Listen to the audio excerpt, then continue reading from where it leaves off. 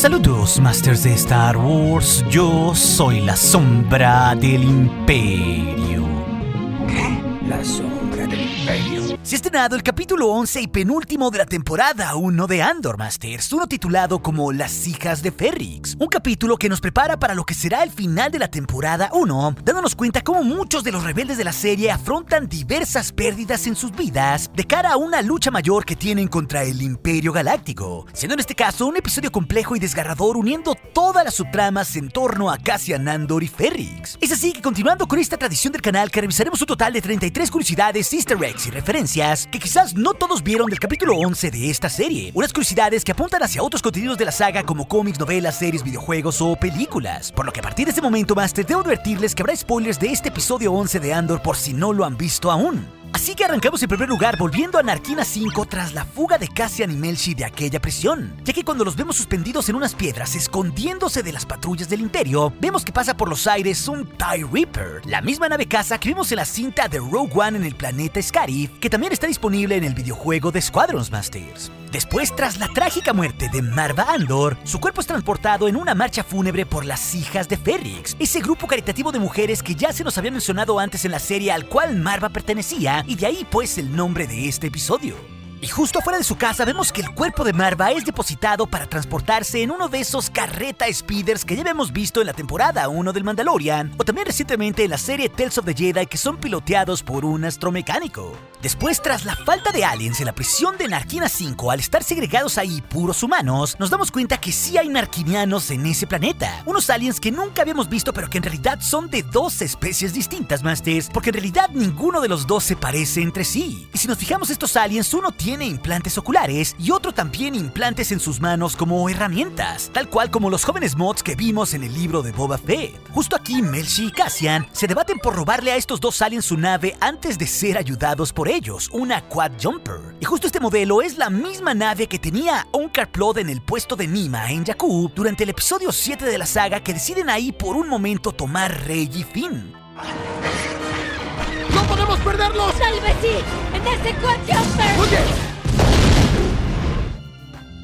En el 6 comienza nuestro ya tradicional festival de logos imperiales, presente claro en varias partes de este episodio. Y este primero está detrás de Dedra, cuando habla por el holocomunicador hasta Ferrix tras la muerte de Marva. También lo vemos en las dos sombreras de los dos oficiales en las terminales del Imperio, los cuales están sentados dentro del crucero Arrestor. Y claro, Masters, el más obvio de todos es el del casco del típico piloto imperial a bordo del TIE Fighter en la persecución. En el 7 vemos que ahora el capitán Van Stigo, tras servir bien en Ferrix junto con Dedra Meero, ahora fue ascendido de teniente a capitán en ese mundo, teniendo, si nos fijamos, 4 insignias azules en su pecho en lugar de las 3 como ya se le vio antes en esta serie. Lo interesante es que este personaje siempre ha salido en los créditos como capitán. Y Van Stigo pues es interpretado por el actor Wilf Scolding, famoso por haber sido antes Rhaegar Targaryen, el hermano de Daenerys en la serie de Game of Thrones. También el hecho de saber que a Marva la convertirán en ladrillo tras su muerte para así honrarla, nos hace mencionar cómo todo el mundo en Ferrix honra a sus muertos en sus múltiples construcciones de una gran manera, Masters, ya que todos ahí en sus ciudades están rodeados por ladrillos, rodeados pues por sus antepasados. Más tarde, cuando los dos alien arquinianos atrapan irónicamente otra vez a Cassian y Melshi en una red, nos damos cuenta que en realidad el Imperio en Narkina 5 paga prácticamente nada por devolverles a un preso, 1000 créditos imperiales apenas, suficiente pues como para apenas comprar un simple blaster. ¡Puta, qué ofertón!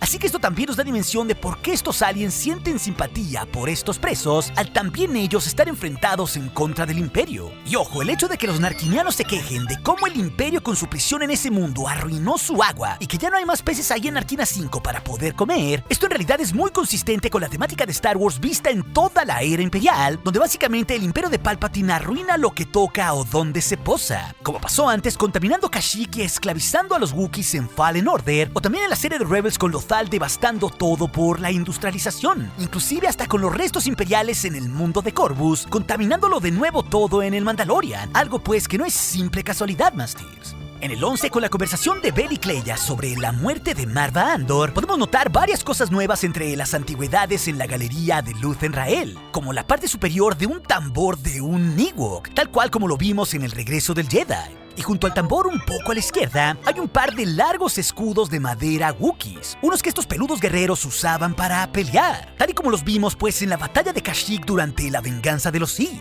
Y por si fuera poco, además tenemos dos piezas aztecas que no parecen casualidad en esta serie protagonizada por nuestro paisano mexicano Diego Luna. Primero con una pieza redonda que es idéntico al típico calendario azteca o la Piedra del Sol, solo que en la versión de Star Wars el dios Tonatiuh es borrado del centro. Y desde antes en esta galería ya habíamos visto a la serpiente bicéfala, una joya del Imperio Azteca que está en el Museo Británico Terrestre, que es reinterpretada aquí en Andor con las cabezas ligeramente distintas mediante esta galería de Luthen. Es que sí entendí la referencia. Y más tarde en Coruscant, Mon Mothma explica que el año pasado había sacado 100,000 créditos cada mes del fideicomiso familiar sin dejar rastro alguno. Pero como sabemos por los episodios pasados, su contabilidad ahora tenía una diferencia de 400,000 créditos. Así que esto nos dice que Mothma no solo donó 400,000 simples créditos, Masters, no, sino una cifra superior a 1,200,000 créditos a la Proto-Rebelión. Esto pues porque lo ha hecho durante el último año. Una cantidad que casi equivale para pagar una nave capital entera y usada, como lo es el CR-90 Corvette, o sea, el mismo tipo de nave de la princesa Leia, es decir, el Tantive 4. Y también volvemos a ver el mundo de Niamos que vimos antes en el capítulo 7, sino que sabemos que Cassian vuelve por sus cosas al hotel donde se quedaba ahí, y podemos ver entre sus pertenencias un par de pistolas blasters, destacando claro la Briar ya clásica. Junto a esto también vemos créditos imperiales de diferentes denominaciones, inclusive el manifiesto idealista del buen Nemik, donde volvemos a escuchar su voz grabada al destaparlo.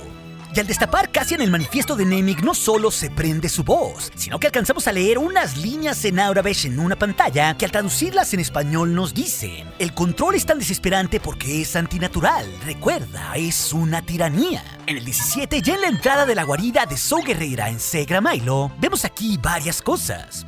De nuevo sus dos X-Wing negros del grupo de Los Ángeles Cavernarios. Y junto con esto también múltiples partisanos como el peludito Morov visto a la distancia. Y todos estos elementos pues los vimos en la cinta de Rogue One, específicamente en Jedha. Inclusive también vemos a Ventic Dos Tubos hablando en su lengua nativa Tognath, ordenando aquí que revisen a Luthen antes de entrar. Pero este momento es en realidad clave, ya que cuando desarman a Luthen, si nos fijamos bien, él tiene un objeto de madera que bien puede ser un sable de luz. Y esto lo digo, Masters, únicamente como una especulación responsable, porque este artefacto pues tiene el tamaño de una empuñadura Jedi y también adornos. Pero esto lo digo pues porque sabemos que Luthen es un coleccionista de antigüedades Jedi, como ese casco de un guardia del templo que tiene, o incluso también con el importante cristal Kyber que le dio a Cassian como un adelanto por su pago en Aldhani. Y sin duda pues todo esto es muy curioso, Masters, porque también Luthen ya nos dijo que tomó su decisión de enfrentar al Imperio hace 15 años, coincidiendo con los tiempos del episodio 3 y la Orden 66, el momento pues cuando los Jedi fueron erradicados. Así que aunque este artefacto no sea un sable en el futuro, esto nos demuestra pues que Luthen es una verdadera caja de sorpresas y que tiene conocimiento antiguo. Y ya en el centro de operaciones de Saw Gerrera, si nos fijamos, la mesa de reuniones holográfica en el centro es muy similar a la que tenían los rebeldes en la base de Yavin 4, que fue vista en la serie de Rebels en Rogue One y también en Una Nueva Esperanza.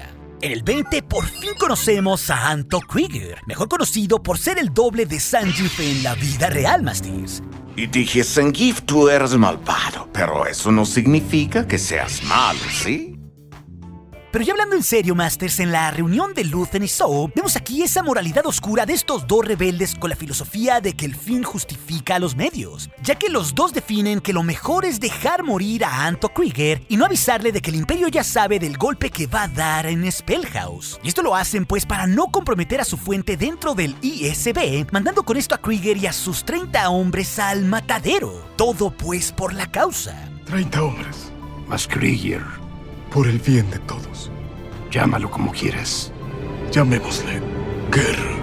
Y ojo, este hecho de que Luthen no confía en nadie y solo se guarde la información decidiendo él qué rayos hacer, no solo retrata su oscuro liderazgo mandando a múltiples personas al matadero, al punto pues de poner paranoico a Saw Gerrera de que con él podría pasar lo mismo, sino que esto retrata muy bien en estos tiempos que formalmente no hay una alianza rebelde como pasa en Rogue One o en los tiempos de la trilogía original, sino células desconectadas entre sí que no confían tampoco entre ellas. Por eso es bueno saber que eventualmente habrá líderes idealistas imperialistas como los senadores Mon Mothma y Bail Organa, que conformarán pues esa alianza unificada, conjuntando así diferentes formas de pensar, como es bastante claro en Rebels, en Rogue One o en Una Nueva Esperanza. Algo pues que ni siquiera en esta serie en estos tiempos pueden hacer Zoe o Luthen. Por eso pues a nivel de confianza son tan distintos estos dos tipos de liderazgos entre los rebeldes Masters. Y uno de los mejores easter eggs de este episodio podemos verlo al momento que la comunicación de Luthen con Kleya es interceptada, ya que vemos aquí el Arrestor Cruiser del Imperio, una nave capital que en realidad es nueva y que está llena de antenas destinadas para este propósito. Lo curioso pues es que este crucero fue creado por el artista Colin Cadwell y pichado originalmente para la primera cinta de Star Wars allá en 1977 junto con George Lucas, pero este pues no se usó. Y a esta nave, pues años más tarde en los tiempos del canon, lo vimos hasta en figuras y también en la escena borrada de Solo, cuando el piloto entrenaba en la Academia Imperial y sufre ahí un accidente.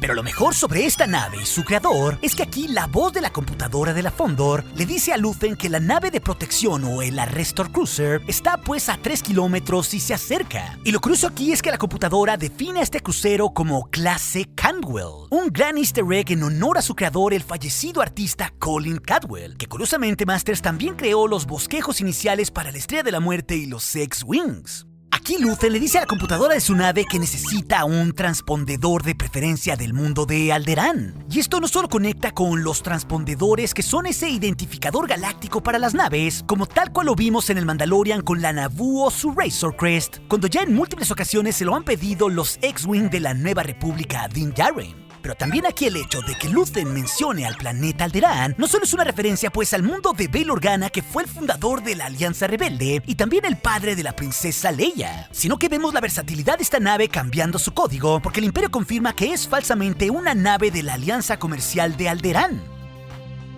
Y todo este hecho pues levanta sospecha, porque no es mera casualidad que Luthen Rael haya mencionado ese planeta en específico, porque era reconocido en aquellos tiempos por ser sumamente pacífico y por tener toda una pantalla mediante Bail Organa para no llamar la atención del Imperio, tal y como pasa con Mon Mothma y Chandrila financiando a la rebelión. Así que esto nos dice que es muy posible que Luthen y Bail Organa ya se conozcan en este punto, Masters. Y el oficial del crucero Arrestor, pese a tener 3 placas en rojo y 2 en azul indicando su rango, es identificado en los créditos como el Capitán Elk Masters, un imperial interpretado por el actor Roger Barclay. En el 27, cuando Luthen y su Fondor son descubiertos por el Imperio, él le ordena a su computadora encender el propulsor de Vavor 4. Y podemos ver aquí un esquemático de su nave que nos indica en Auravesh varias cosas como vemos en pantalla, como lo son las siglas con el plano de la nave, si es un motor de Vavor o de estribor, o si estos pues están encendidos como sabemos que están. Y al igual esta pantalla nos indica que los proyectiles están armados e incluso se muestra una alarma de cuidado en rojo cuando el motor se sobrecalienta.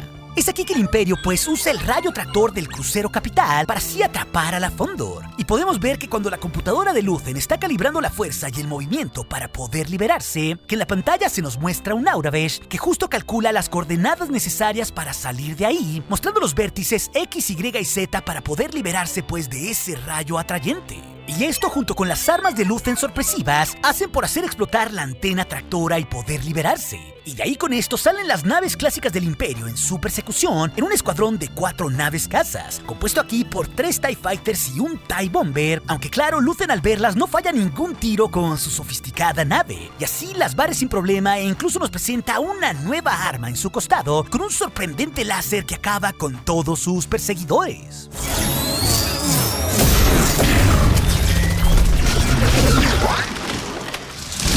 Creo que debiste empezar con eso. Sí, perdóneme, jefe, solo sirve una vez.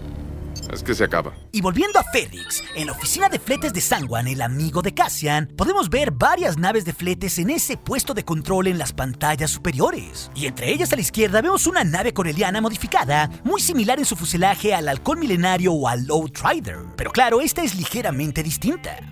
Y a la derecha de esa pantalla tenemos un modelo prácticamente idéntico a la lanzadera neimodiana de los separatistas de las precuelas, una que también vimos en Clone Wars y después en la serie de Rebels. Desde luego hay que señalar la enorme tristeza en este episodio, que significa la muerte de Marva Andor con un Vi quedándose completamente solo en su casa, como un perrito sin dueño viendo todo desde su perspectiva y su único ojito. Pero también con Cassian estando desconsolado en Niamos, pese a ahora ser un hombre libre de la prisión imperial. Y ahí nos damos cuenta pues que es donde Cassian da su paso formal para así enfrentar al Imperio recordando el legado de su rebelde madre. Así que esto pues termina por ser sumamente desgarrador para el droide y el humano.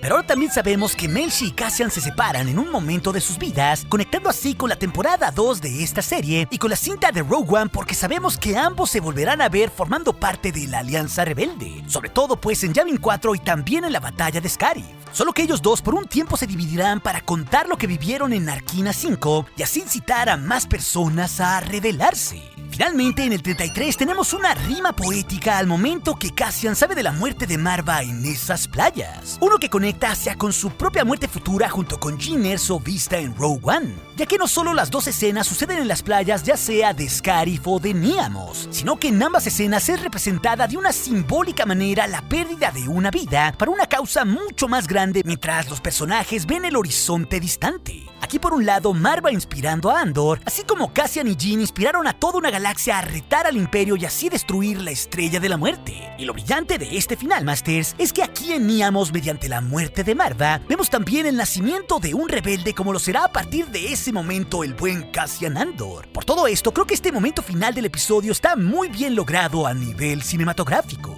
Pero si también te quieres saber el todo explicado de este capítulo 11 o las curiosidades de nuestros capítulos pasados, esas historias sobre Andor te las dejaré aquí en las pantallas finales junto con otras. Y recuerde, nuestro aliado es la fuerza y un poderoso aliado es. Hasta aquí su amigo, la sombra de la rebelión.